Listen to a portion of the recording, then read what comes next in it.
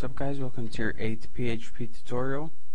In this tutorial I'm going to be teaching you guys about another fun loop called the do loop. Now what this loop allows you to do is allows you to execute an action at least one time, no matter if it's true, or false.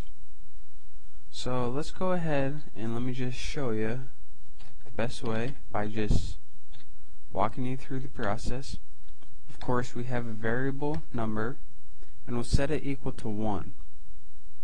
Now the do loop starts with the syntax do,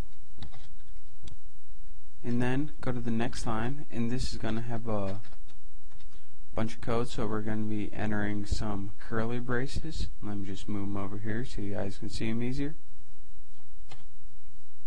Now in the middle, this is what we want it to do in the beginning. So we're going to say, before we even tell you what the boundaries are, take the variable number, add 1 to it, and then we want you to echo whatever that number is, and then move on to the next line. So again, this says, alright, here's what we want you to do. Take the number, add 1, and then we want you to spit out that number and show us what it is, and then we want you to add a break, which means just go on to the next line. And then after that, outside of your curly braces or curly brackets, whatever they're called, we want you to do this while the variable number is less than 10. So while the variable is less than 10, then just keep doing this. So I'm going to go ahead and save this and show you guys.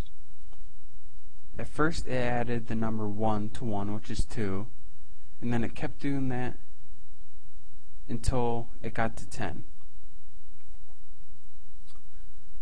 But as you can see, that, well, this isn't really a good example because it does it anyways, but let's say the number was 0.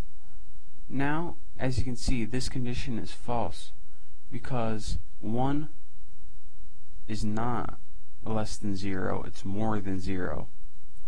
So now here's what's going to happen.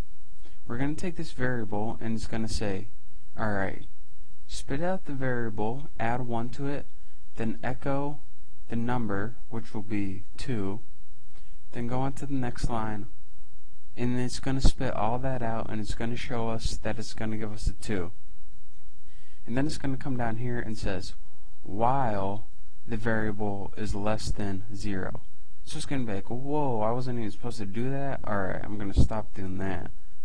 So now you save it. As you can see, it just spits out that 2 one time. Now as you can see, unlike before, it allows it to do it one time and just once if it's false, but if it's true, then it allows you to go through the whole entire process.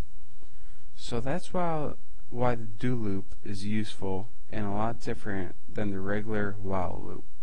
And in the next tutorial I'm probably going to be going over another loop. So study this one until you figure out what all it means. I tried my best to explain it. And then when you're ready, go on to the next tutorial. Thanks.